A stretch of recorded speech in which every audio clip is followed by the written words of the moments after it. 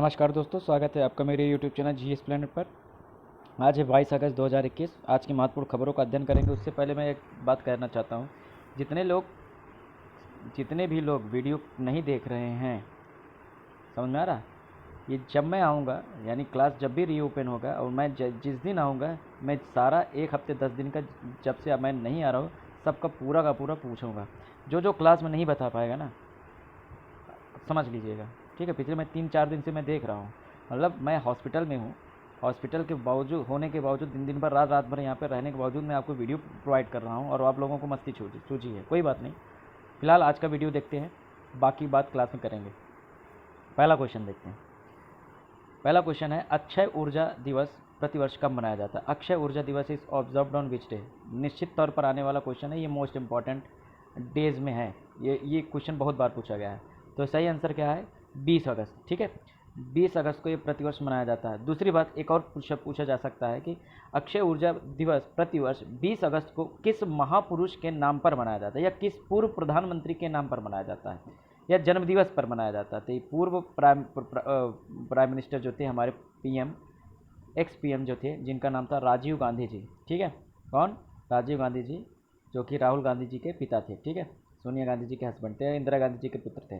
तो राजीव गांधी जी का जन्मदिन होता है 20 अगस्त को, और उनका जो योगदान रहा है अक्षय ऊर्जा में, उसी को सेलिब्रेट करने के लिए मनाया जाता है, उन्हीं के जन्म दिवस पर मनाया जाता है। क्लियर है? देख लेते हैं। अक्षय ऊर्जा दिवस जो है, इसे नवीकरण ऊर्जा दिवस भी कहा जाता है। हर साल 20 अगस्त को मनाया जाता है। इसकी शुरुआत 2004 में हुई थी, ठीक है। किसके द्वारा? नवीन एवं जो Indian ministry for new and renewable energy है, तो उसके द्वारा ये शुरुआत हुई थी। कब से शुरू हुआ ये वो शायद ना पूछा जाए, लेकिन कब मनाया जाता है ये पूछा जाएगा, और किसके नाम पर मनाया जाता है, किसके जन्म दिवस पर मनाया जाता है, ये पूछा जाता है। दूसरी बात आपको पता होना चाहिए कि राजीव गांधी जी जब प्राइम मिनिस्टर थे, ठीक है, राजीव गांधी जी कब से कब तक प्राइम मिनिस्टर थे, ये भी पूछा जा सकता है। तो ये 1984 से लेकर 1990 तक, सॉरी 1989 तक, 89 तक प्राइम मिनिस्टर थे, ठीक है। और ये भारत के 7वें प्राइम मिनिस्टर थे। किसके? 7वें प्राइम मिनिस्टर थे, ठीक है। तो जब ये प्राइम मिनिस्टर बने थे, तो देश के अंदर इन्होंने आईटी, स्पेशली इंफॉर्मेशन टेक्नोलॉजी, जिसे हम कंप्यूटर कहते हैं, कंप्यूटर का दौर आया था पूरी दुनिया में, और भारत में कंप्यूटर का दौर लाने वाले राजीव गांधी जी ही थे। हालांकि जब कंप्यूटर का दौर, ये नवीनीकरण पे बहुत ज़्यादा ध्यान दे रहे थे, ठीक है, पुराने ऑफिसेस में कंप्यूटर्स को ये मैंडेटरी कर रहे थे, तो बहुत सारे जो उस समय के सांसद थे, बहुत सारे अलग अलग पार्टियों के, उन्होंने विरोध किया था। उन्होंने कहा था इससे लोग बेरोजगार हो जाएंगे, ठीक है। और कंप्यूटर के विरोध में अटल जी संसद में थे, वो बैलगाड़ी लेकर पहुंच गए थे। तो ऐसी बहुत सारी चीज़ें होती रही थी विपक्ष के द्वारा। हालांकि ये पीछे नहीं हटे, और उन्होंने कंप्यूटर क्षेत्र में, आईटी क्षेत्र में, इंफॉर्मेशन टेक्नोलॉजी के क्षेत्र में काफ़ी कुछ योगदान किया था। इसीलिए देखो, अभी याद होगा आपको, पिछले हफ्ते हमने कवर किया था, पिछले महीने क्या 10-12 दिन पहले, कि कौन सा ऐसा राज्य है जो राजीव गांधी जी के नाम पर आईटी अवार्ड देने की घोषणा कर चुका है। तो महाराष्ट्र राज्य ने क्या किया है, राजीव गांधी जी के नाम पर इंफॉर्मेशन टेक्नोलॉजी के क्षेत्र में जो कंपनियां बेहतर कार्य कर रही हैं, उनको पुरस्कार दिए जाएंगे। तो ये राजीव गांधी से रिलेटेड कुछ न्यूज़ था एक्स्ट्रा, जो आपको पता होना चाहिए, ठीक है। तो राजीव गांधी जी का जन्म कब हुआ था? 20 अगस्त को हुआ था, ठीक है। किस वर्ष हुआ था ये इंपॉर्टेंट नहीं है, ठीक है। 20 अगस्त को हुआ था। उनके जन्म दिवस पर अक्षय ऊर्जा दिवस मनाया जाता है। अक्षय ऊर्जा का मतलब होता है ऐसी ऊर्जा जो खत्म ना हो, ठीक है, जिसे नवीकरणीय, रिन्यू किया जा सकता है। जैसे कि बात करें सोलर एनर्जी, यानी सौर ऊर्जा। अब सूर्य से जो एनर्जी आती है, उसी को हम लोग ट्रांसफॉर्म कर देते हैं इलेक्ट्रिसिटी में। अब सूरज से आने वाली जो एनर्जी है, वो खत्म नहीं होने वाली है, ठीक है, हाल फिलहाल तो खत्म नहीं होने वाली है, ठीक। दूसरी तरफ है विंड एनर्जी। हवा हमेशा यहाँ पे रहेगी, तो विंड को भी हम लोग क्या लग करते हैं, टरबाइन घुमाकर बिजली बना लेते हैं, तो ये भी रिन्यूएबल है। वाटर फ्लो जो होता है, यानी कि झरना वगैरह, या पानी के फ्लो से जो करंट उत्पन्न करते हैं, वो भी, ये सब के सब ऐसी मतलब पावर रिसोर्सेस, ऐसे ऊर्जा स्रोत जो कभी ख़त्म नहीं होने वाले हैं, उनको हम लोग क्या बोलते हैं? अक्षय ऊर्जा। समझ में आएगा? और जैसे कि बाकी और जो होते हैं कन्वेंशनल, यानी कि परंपरागत ऊर्जा होते हैं, जैसे कि कोयला हो गया, गैर नवीकरणीय, ये आज नहीं तो कल खत्म हो जाएगा। डीजल पेट्रोल ये आज नहीं तो कल खत्म हो जाएगा, ठीक है। तो अक्षय ऊर्जा उनको बोला जाता है।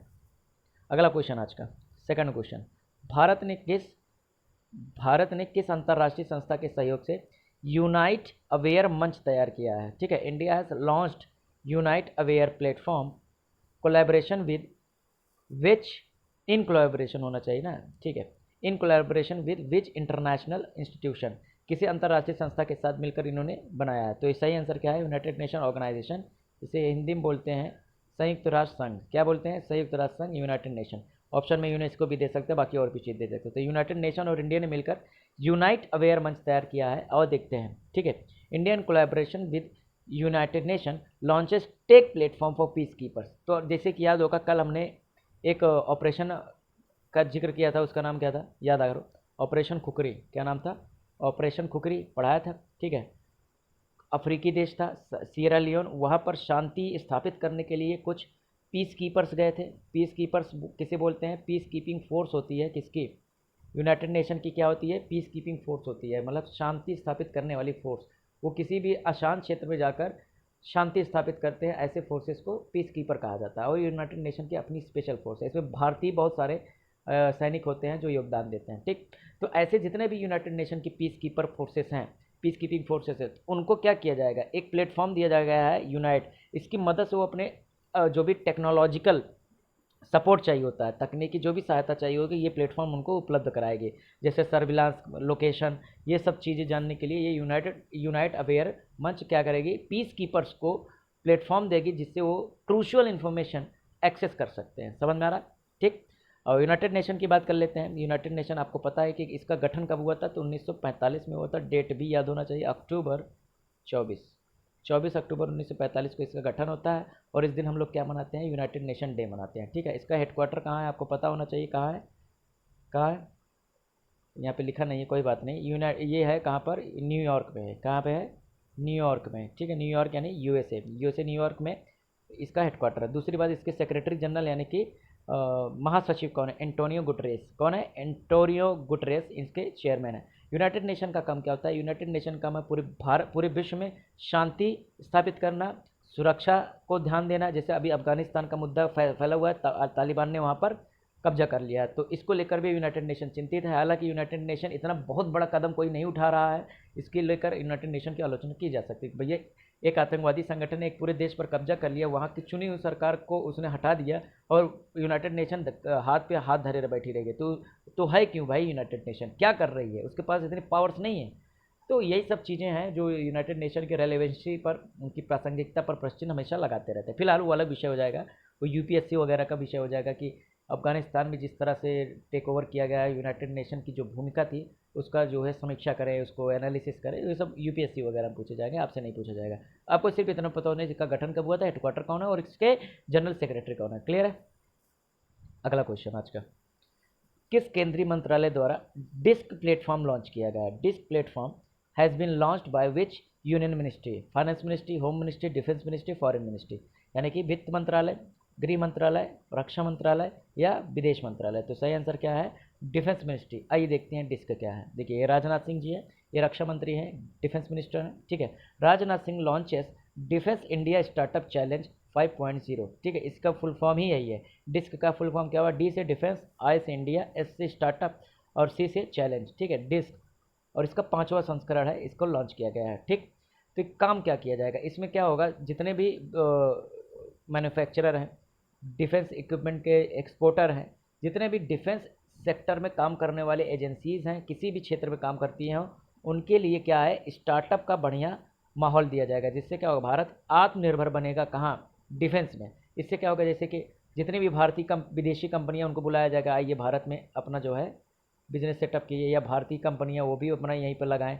तो भारत के अंदर ही जो है इससे क्या होगा? स्टार्टअप के मतलब क्या होते हैं? नए उद्यम स्थापित करना, नए रोजगार, नए फैक्ट्रीज लगाना है, तो इनको स्टार्टअप कहा जाता है। तो जाहिर सी बात है, देश के अंदर जब इस तरह का माहौल होगा, तो भारत के अंदर ही डिफेंस हमारा इक्विपमेंट बनेगा। इक्विपमेंट समझते हैं ना, डिफेंस टूल समझते हैं ना, हथियार, मिसाइल, ये सब चीज़ें हम बाहर से आयात नहीं करेंगे, यहीं बनाएंगे। तो इसको लेकर ये जो है लॉन्च किया गया है। ठीक है, और इसका 5वां संस्करण है। ठीक, जैसे यहाँ पे लिखा हुआ है अबाउट डिस्क का मतलब, डिस्क इज ए प्लेटफॉर्म, ये प्लेटफॉर्म है वेयर इन गवर्नमेंट यानी सरकार, सर्विसेज, थिंक टैंक आदि, इंडस्ट्री, स्टार्टअप आदि के लोग मिलकर बैठकर बात करेंगे कि कैसे डिफेंस को और जो है बेहतर किया जा सके और उसको आत्मनिर्भर बनाया जा सके। जैसे कि आपको पता है 2020 में भारत ने एक बहुत बड़ा अभियान लॉन्च किया आत्मनिर्भर भारत का, उसके अंतर्गत ये भी चीज़ें आती हैं। ठीक है, क्लियर है?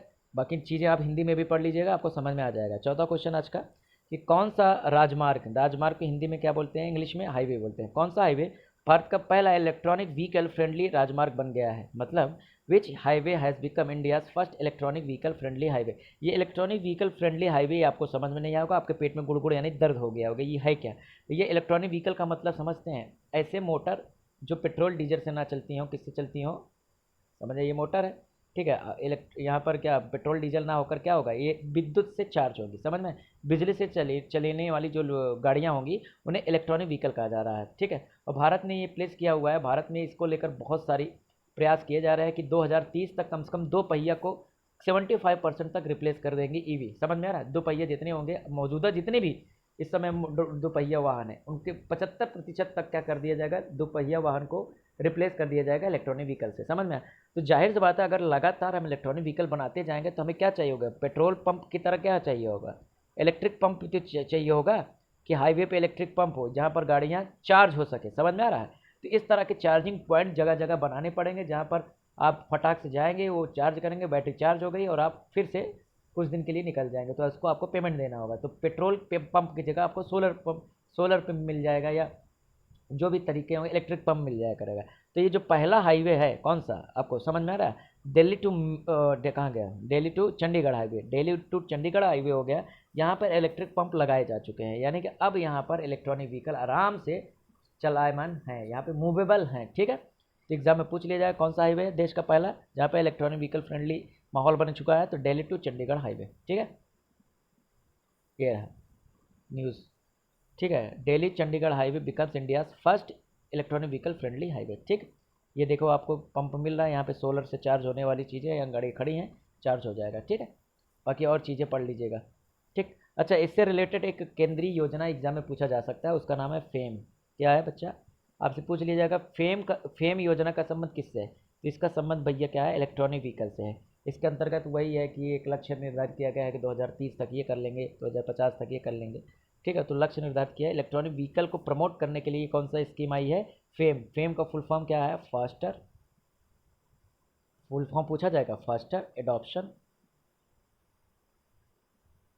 Adoption motor vehicle, motor electronic, ठीक है, इलेक्ट्रॉनिक व्हीकल, ठीक है, motor electronic vehicle, faster adoption motor electronic vehicle, ठीक है, फेम का फुल फॉर्म है, ठीक।